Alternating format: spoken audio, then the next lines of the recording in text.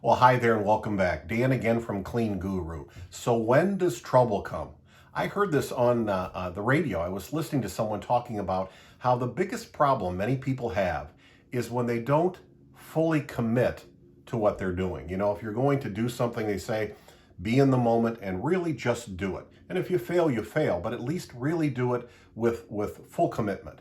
It makes a lot of sense. You know, you think about any given sport, I don't care if it's baseball or tennis or golf or whatever. If you actually do the swing and you're hesitating the whole way through because you're afraid, which is natural, you can have a lot of trouble. You know, the bat's not going to get in place, the racket's not going to get in place, the golf club's not going to get in place, and it's going to go all over. Why? Because you were just putting together the pieces, but you weren't ready to just fully commit to trying it. It sounds like what they're trying to say is, it is better to just fully commit to trying to do it, even if it's going to have a mistake. Try to put the fear away and just try to go through it, even if you fail. Because in the failing, you'll learn more about it. But you'll never discover what the real problem is if you're doing it halfway.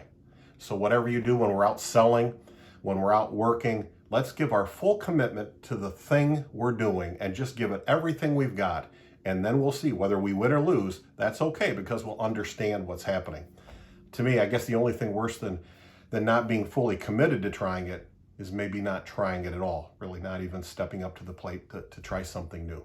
Till next time, remember, you can do this. You really can.